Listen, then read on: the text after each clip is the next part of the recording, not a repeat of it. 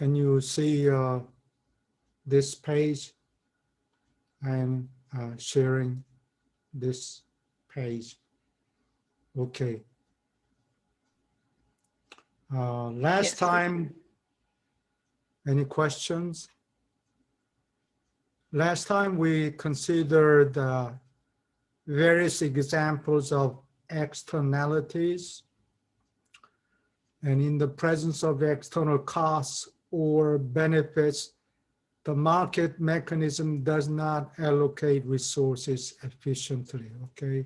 So we're going to consider some examples or a method by which these externalities can be corrected.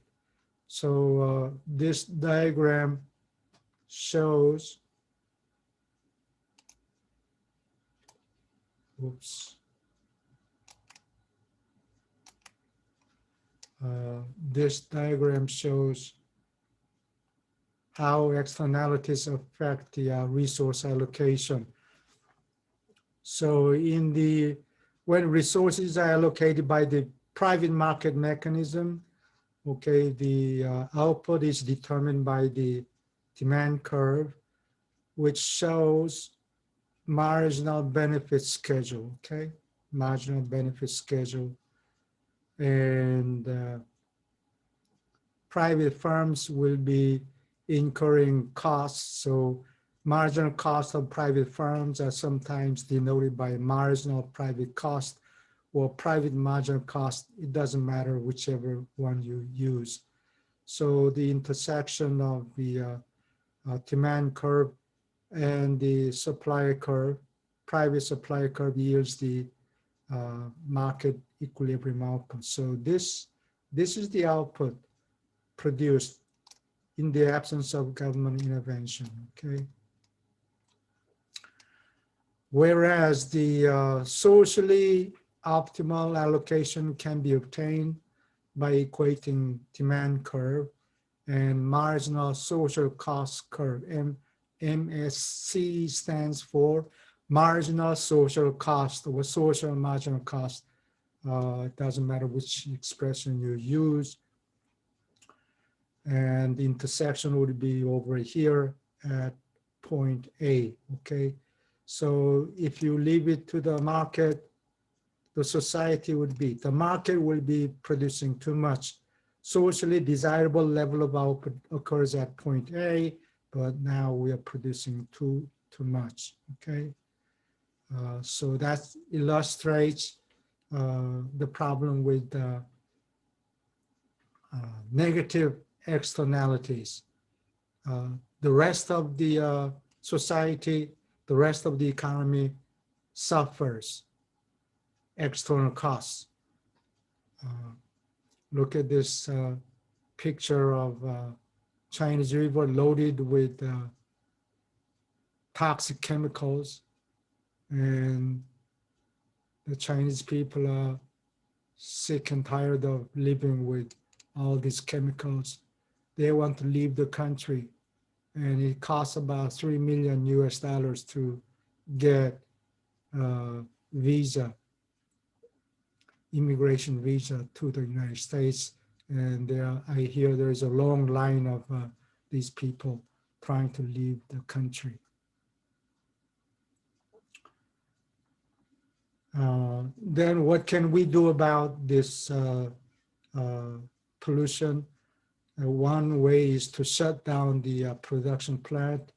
I think last time I showed you a picture of Dutch people trying to shut down the nuclear power plants in Tihange and Dole in the Netherlands, right? But that is not the only solution. There are other ways, less drastic ways to moderate pollutions in a free market system. So how do we handle this external cost problem? One way is to regulate the output. The government regulator could talk to the CEOs of these private firms you are producing too much pollution. Why don't you reduce your output? That will be, so they can regulate how much toxins they are allowed to produce. But this will be really cumbersome. It does not eliminate pollution activities. It reduces, and you have to constantly monitor these producers. And the regulators must know how to control air pollution, water contamination, etc. Okay. So this is kind of administratively, output regulation is cumbersome, it's complicated. You will have to constantly monitor the behavior and the toxin levels of these that these companies produce. Another method is to regulate price of the product. How? Well, you can lower the producer price, the price that producers receive from the market. How? By imposing a tax. And this tax is sometimes called Pigouvian tax. It's named after A.C. Pigou. He was a British economist. He suggested how to control pollution activities. He suggested, in effect, raising taxes, which would lower the net price. Net price means price minus tax, okay?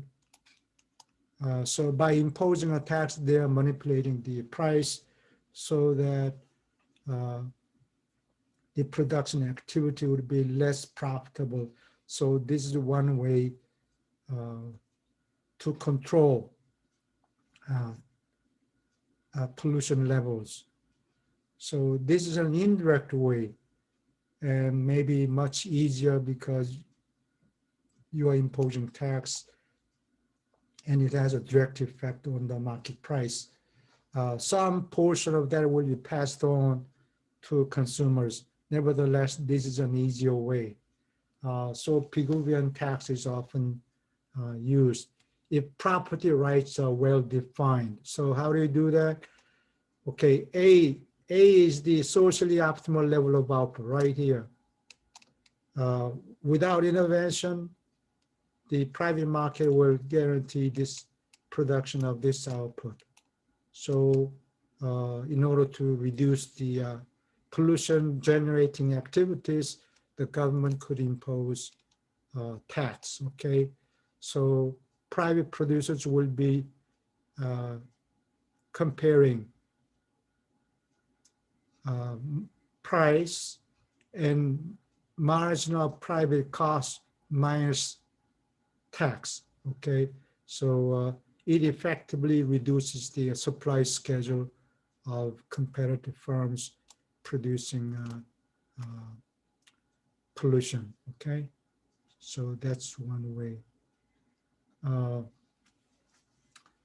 If the pollution activities occur and control also occurs within the national boundary, that's much easier. The government could simply tell local national producers, reduce your output or pay this tax. But sometimes pollution is not, you cannot tell the pollution generating firms to limit pollution with limit pollution activities within the national boundary. Production may occur within the national boundary, but pollution toxin levels can freely flow to other countries, neighboring countries. So that's the case of transnational externality. So one country generates pollution generating activities, the other country or a neighboring country suffer from it. pollutants do not stay put in one country, but it flows to the neighboring countries, and other countries suffer. Okay, so here is a picture that I took from Venice. Because of the ocean level has been rising steadily during the past couple of decades. So you see here, people are walking not on the street level. When the tide comes in, water level goes up by a couple of feet, and all these people are walking on stilts. These guys are walking on stilts instead of at the ground level. And are the Venetians responsible for all these pollution activities? No, they probably didn't do anything. They are just suffering the consequences of transboundary pollution. Pollution activities may occur in Asia or Western Europe, but pollutants melt the icebergs in the Arctic regions, and the water level rises, and the Venetians suffer from such rising sea levels. Okay, so how do you correct this problem? Well, there is no concrete solution. We need an international agreement. Who generates most of the pollution activities? Western countries, especially Western Europe and America, point fingers at the Chinese polluters. You are responsible. China is responsible for generating all these pollution activities. But they also say, well, our regulations are lax, so we are producing more pollution activities than is desirable in this economy. But if America and Europe were not buying our products, we wouldn't be producing all these pollution-intensive products. Okay, so they are pointing fingers back to the United States and Western Europe. China claims up to 25% of China's emissions come from products China makes for the entire world. So I guess we need international agreements. At the moment, the relationship between China and the United States and China and Europe are not very good. Okay, so far we have talked about the case of negative externalities. Next, let's consider positive externalities. Positive externalities mean production of one good confers benefits to other industries. Education is a good example. Who is willing to pay for your college education? The primary beneficiary of college education is students. So students themselves, by working during the summer in other industries, they are making money and then use that money to pay for tuition and living expenses during the 2 semesters. And their parents also contribute to their college expenses. So they are the primary beneficiaries. But I would argue other members of the society also benefit from your college education indirectly. It's much better to live in a society with educated people.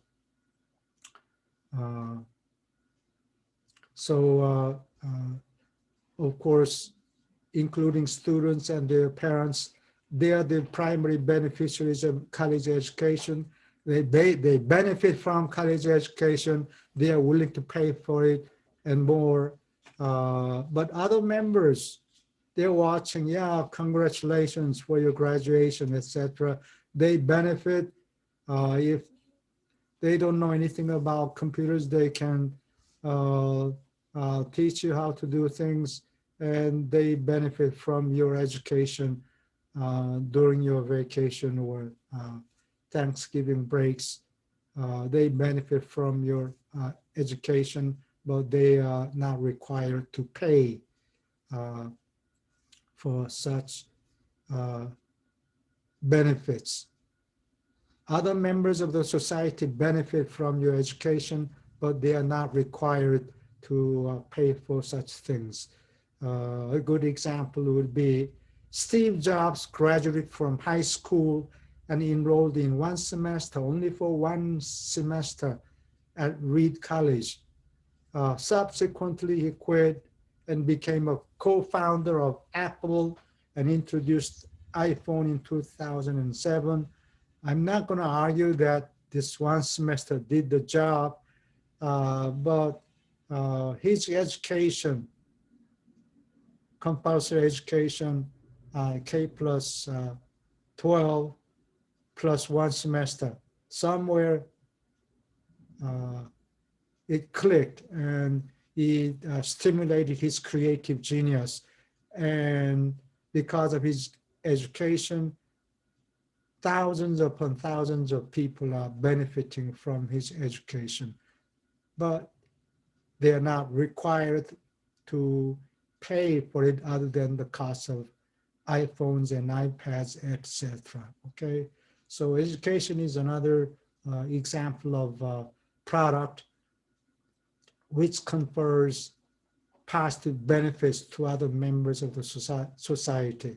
Vaccination is another example. Vaccine shots prevents a person from contracting the disease.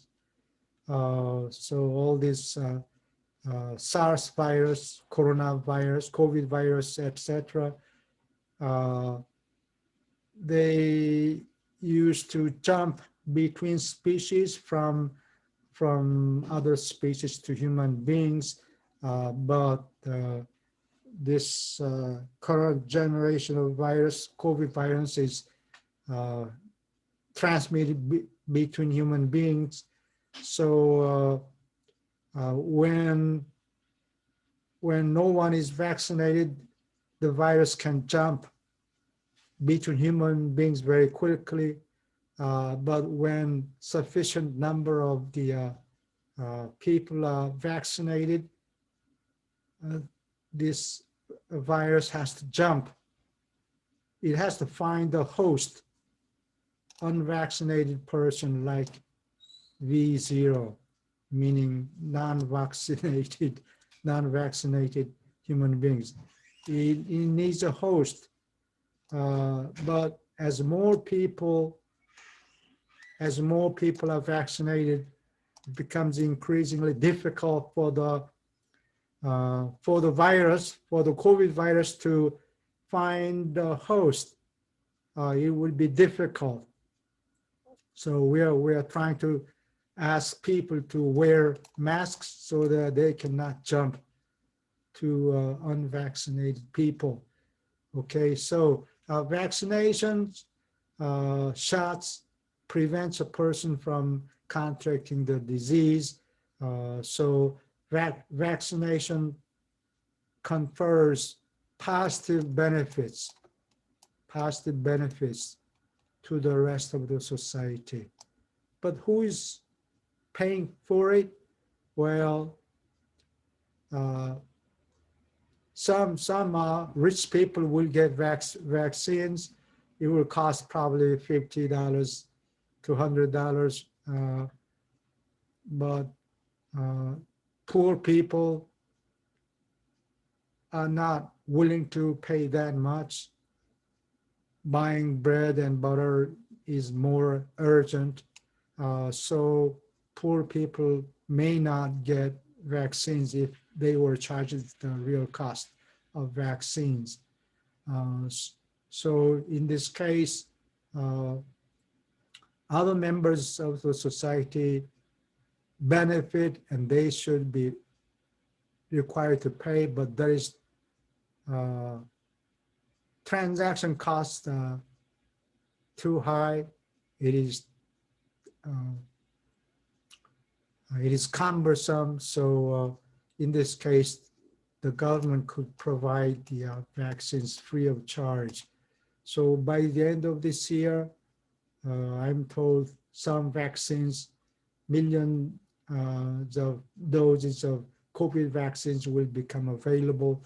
And by this time next year, vaccines are available, but delivery is not that easy because these vaccines must be preserved at very, very low temperature, and there are not that many boats to ship vaccines from Europe to the United States. Apparently, Pfizer, this is German firm, Pfizer has produced millions of doses of these COVID vaccines, but they need to be transported to the United States.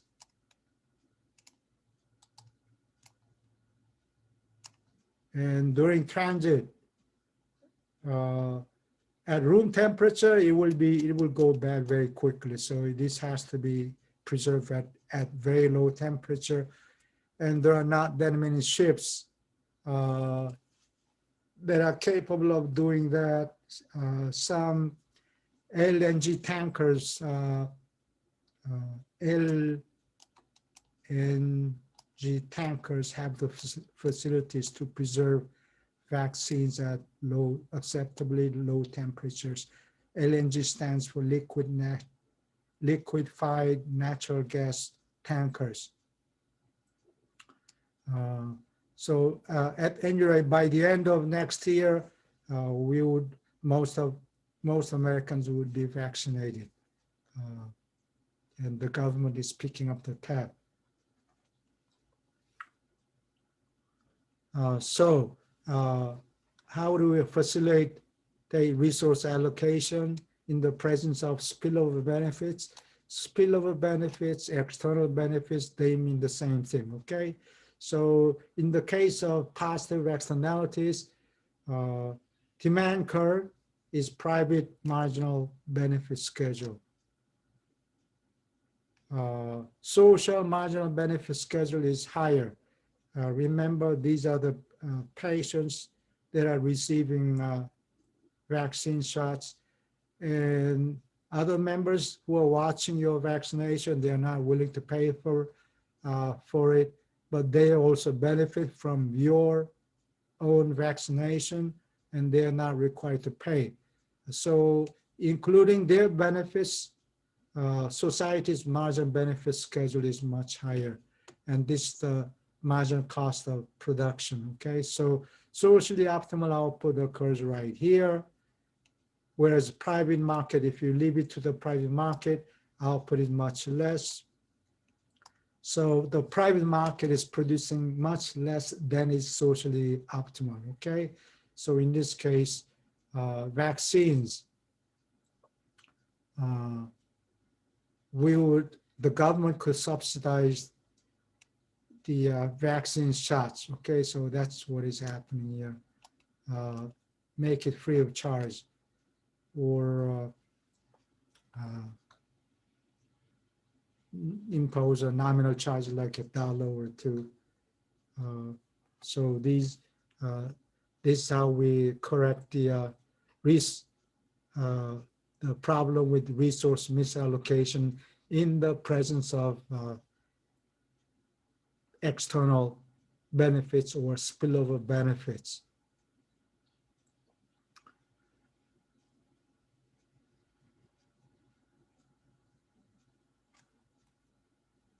Next, let's talk about common property resources. Common properties are resources that everyone has free access to. So this is like public park, everybody has access to such public parks. In Ames, we have common property resources at Ada Hayden's Park, north of Ames. So lots of people are enjoying this park. Everybody has free access, and sometimes these common property resources are simply called commons. It's not, it's a public property. It's different from private property. If it's a private property, you can put stakes, barbed wires so that others cannot enter it.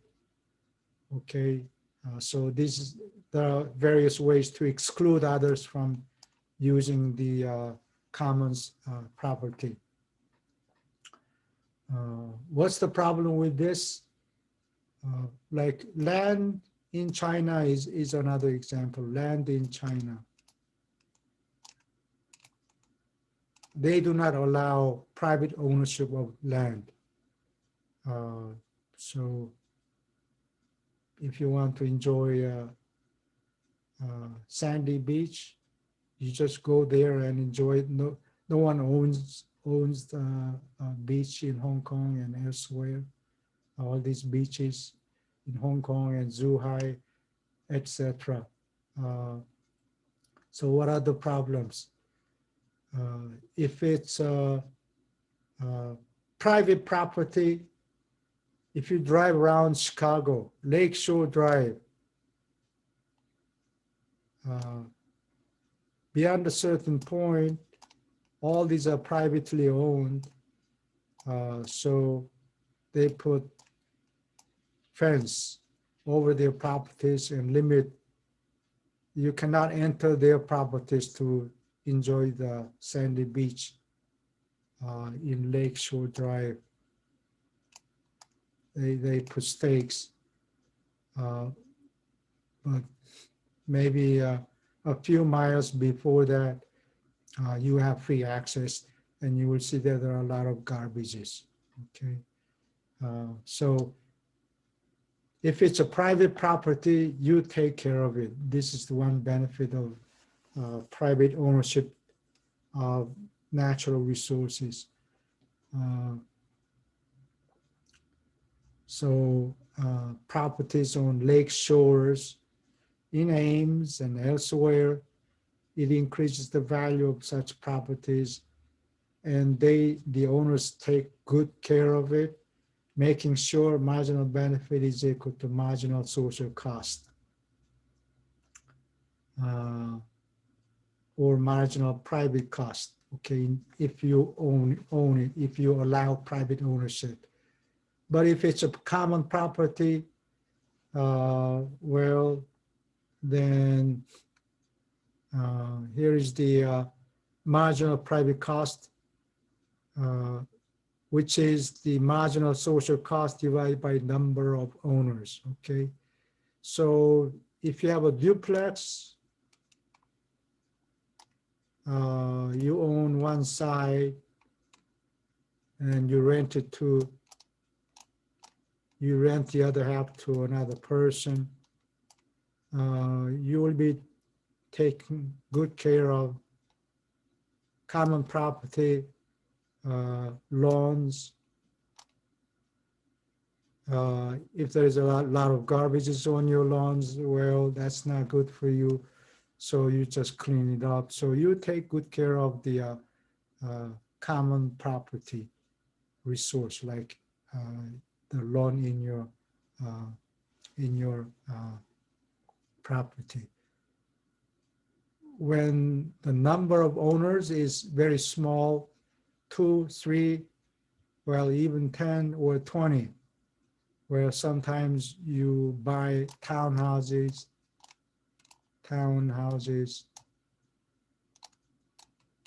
or condominiums even. Or there are 10, 20 owners, and marginal private cost would be small fraction society. This, they form membership society, okay? Divide, so their ownership is marginal community's social cost divided by the number of people, by the number of members. So they will still take good care of it. But when the membership increases to 10,000 or millions, this marginal private cost becomes very flat, like this.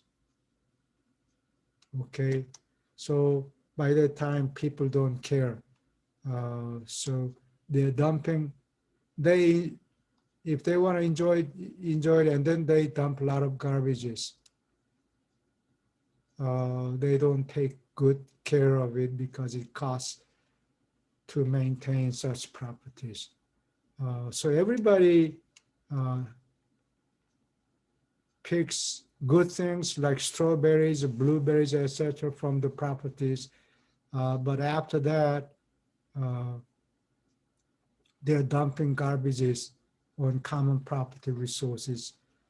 So that's called the tragedy of commons. These consumers are going to trash their commons, common property resources. This is called the tragedy of commons.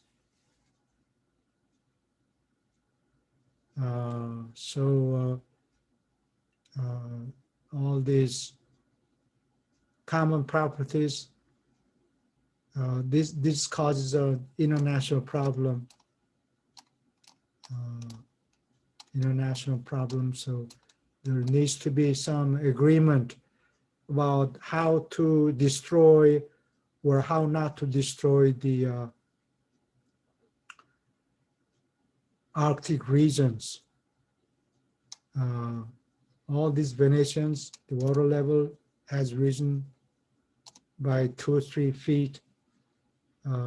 So normally these gondolas should not be level with this pier. It should be several feet down, okay? But the water level has risen from this global warming process.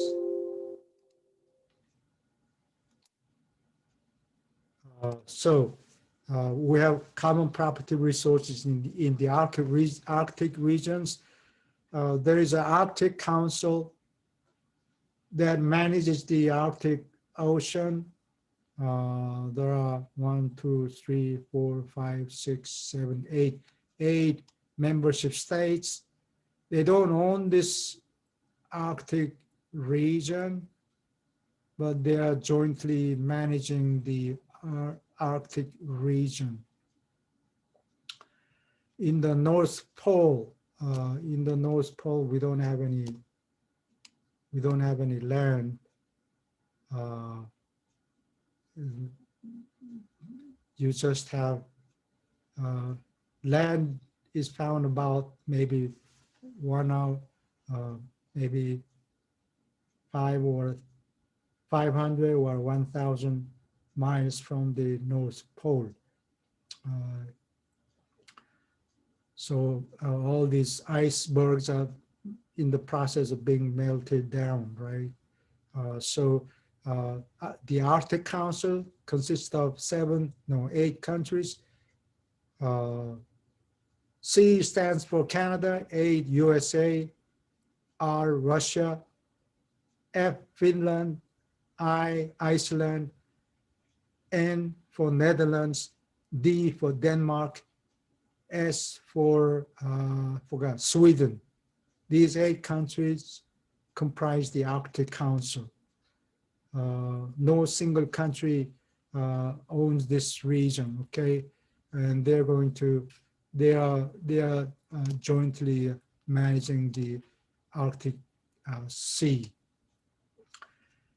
And the United States established Space Force a few months ago, and we don't have an international agreement yet, but various countries are shooting rockets or satellites, and they're becoming hazardous. Many satellites on the orbit, Earth orbits, flying on the Earth orbits, they become hazardous. And eventually, all these satellites will eventually fall down to the Earth, destroy some properties or human beings. So they need to jointly manage space or satellites. They need to jointly monitor satellites. Okay, next. Let's spend a few minutes on the public good. So what is the role of the government? It regulates industries in case of market failure, like vaccines or water pollution, etc. And also provides necessary public goods. An example would be building infrastructure,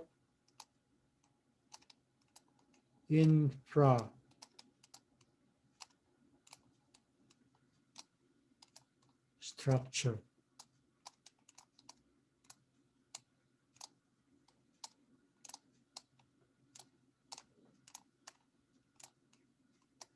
What is infrastructure?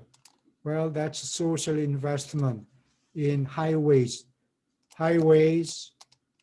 schools, Ames High School, schools, and building highways is not good enough. You have to maintain it. So when it snows,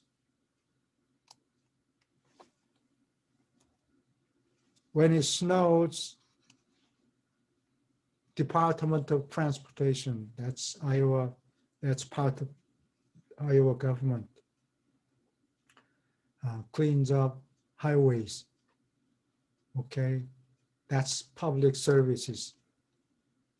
Public goods, provide necessary public goods and services, and redistribute income. That's another important role. Americans discovered that cannot leave millions of poor people alone. If they are hungry, they will start revolution. So Americans quietly watched the February Revolution of 1917.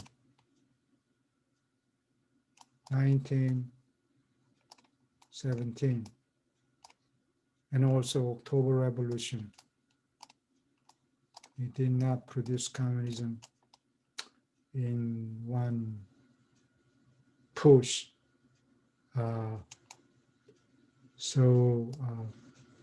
This kingdom had been replaced by a provisionary government that was replaced again by Bolshevik Revolution in October 1917. It is obviously the same thing happened in China. You cannot leave millions of poor people alone.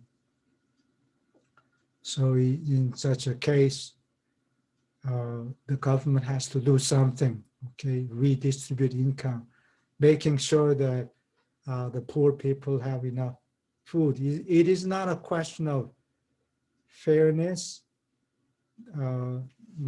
In normal situation, the free market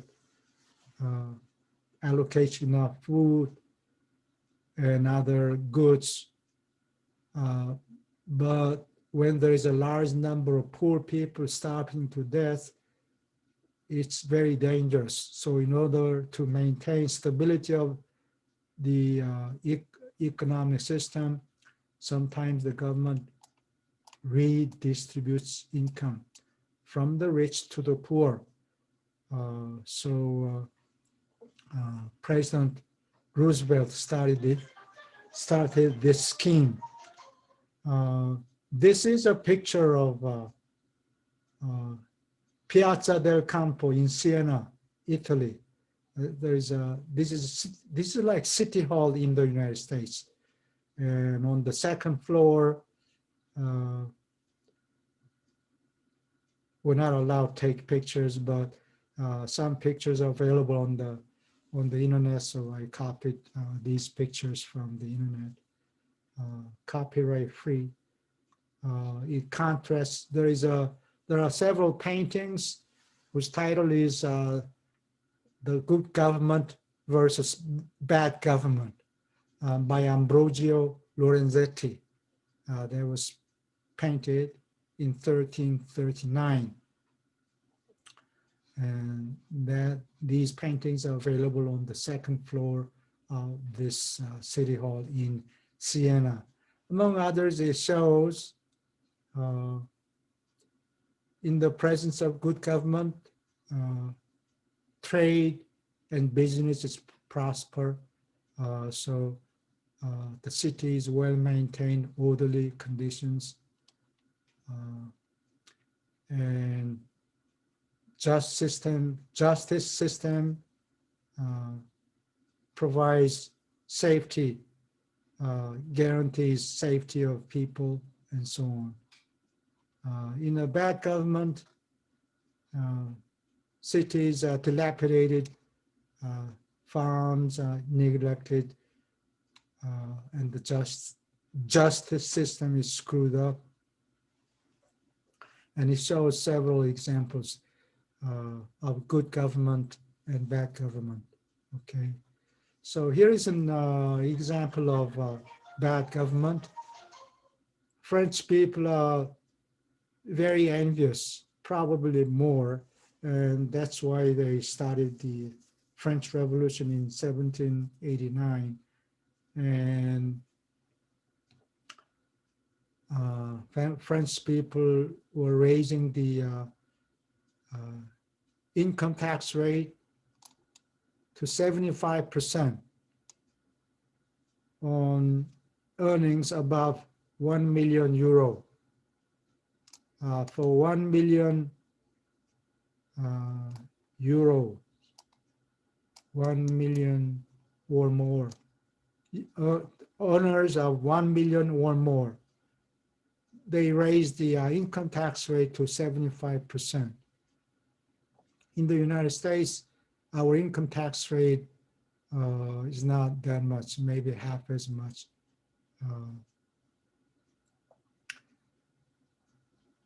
And so many rich people in France were migrating to other countries.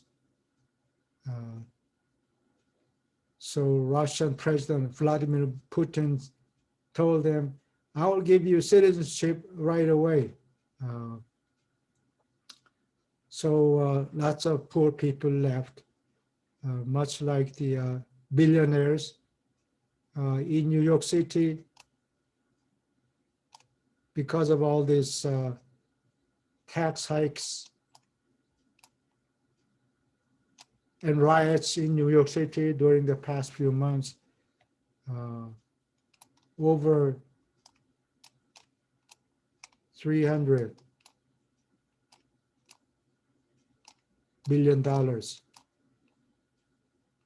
left the city of New York, I hear, during the past few months. So that means, well, most of these guys are billionaires. So roughly upwards 300 billionaires have left the city of New York. So it's going to be very difficult for the city of New York to raise tax. And with all these imposition of COVID restrictions, I wonder what's going to happen. It remains to be seen. Here is an example of public good. This is a city of Alexandria, and this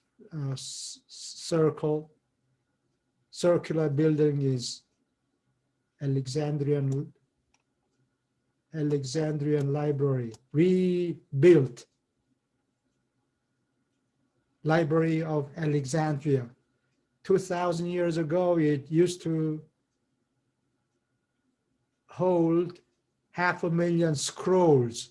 So that was a center of knowledge and mathematics 2,000 years ago. Because Prophet Muhammad arose in Mecca in 622 AD. The Islamic countries expanded very fast throughout North Africa, Spain, Portugal, and so on, and eastern coast of the Mediterranean Sea. And these Arabs were blocking trade between Middle East,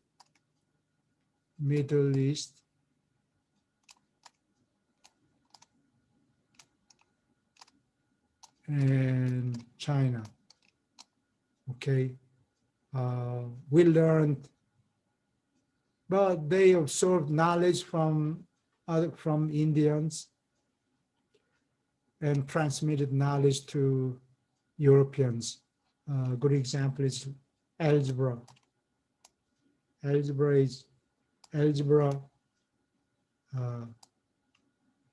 we learned from the Arabs, together with Arabic numerals, like 1, 2, 3. So we are using Roman alphabet, but in terms of when it comes to numbers, we use Arabic numerals, which can be found on your keyboard, okay? Because they were advanced in mathematics. So we learned algebra, how to solve a system of 2 or 3 equations with 3 unknowns, 2 or 3 unknowns. We know how to do it because they taught us algebra to the Europeans. Okay, we'll stop here. Any questions?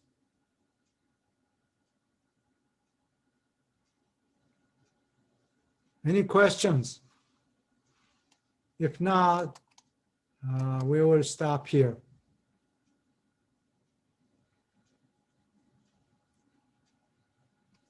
Thank you. Thanks. Thanks for listening. Yes, we have school on Friday.